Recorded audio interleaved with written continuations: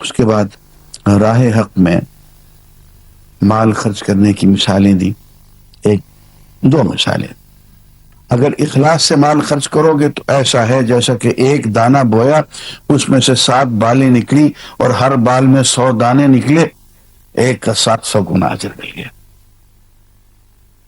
اور اگر اللہ کی رضا کے لیے نہیں خرچ کیا، دکھاوے کے لیے خرچ کیا، تو فرمائے اس کی مثال ایسے ہے کہ ایک چٹان پہ مٹی پڑی ہوئی ہو، اب زور سے ہوا آئی، ساری اڑا کے لے گئی.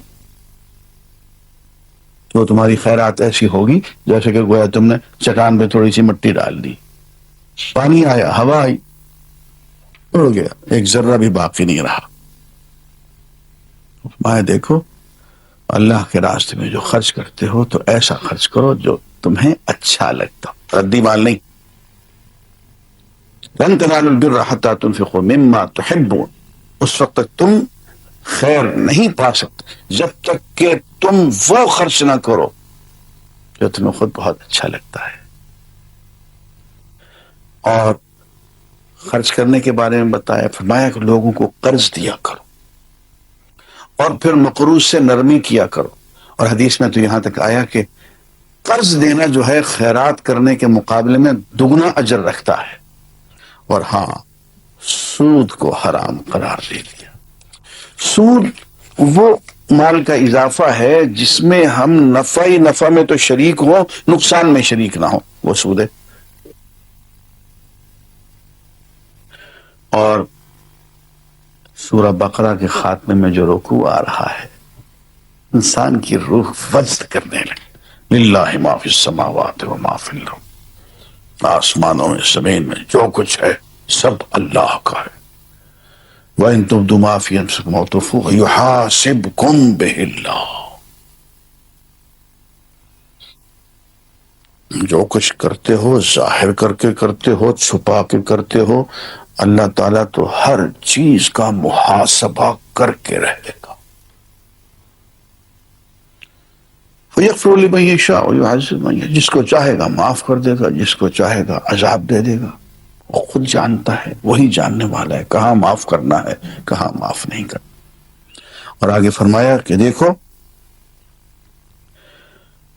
ہمارے رسول صلی اللہ علیہ وسلم اپنے رب کی آئی ہوئی ہدایت پر ایمان رکھتے ہیں، اللہ پہ، فرشتوں پہ، آسمانی کتابوں پہ، رسولوں پہ. اور ایمان والے سب رسولوں کو مانتے ہیں، ان کا یہ شیوا نہیں ہے کسی کو مان لیں کسی کو نہ مانیں، دین کا کچھ حصہ مان لیں کہ کچھ حصے کو نہ مانیں، نہیں، بلکہ وہ یہ کہتے ہیں کہ بس ہم نے سنا اور اطاعت کی، سمع و اطاعت کرتے ہیں. اور فرمایا کہ ہم کسی پہ کوئی ایسی ذمہ داری عائد نہیں کرتے جو اس کی طاقت سے زیادہ ہو. ہمیں معلوم ہے کس پہ کیا ذمہ داری عائد کرنی ہے.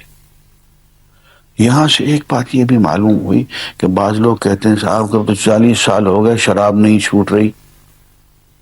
بھائی اللہ نے پھر بھی اس کو حرام قرار دے دیا، پھر بھی اس کو چھوڑنا فرض قرار دے دیا. اس کا مطلب یہ ہے کہ اس کا چھوڑنا ممکن ہے، ورنہ چھوڑنا فرض قرار نہ دیتے. میں لا یکلف اللہ نفسا الا وسعہا، جب تک کہ وسعت نہ ہو، طاقت نہ ہو، اللہ تعالیٰ کوئی چیز فرض قرار نہیں دیتے.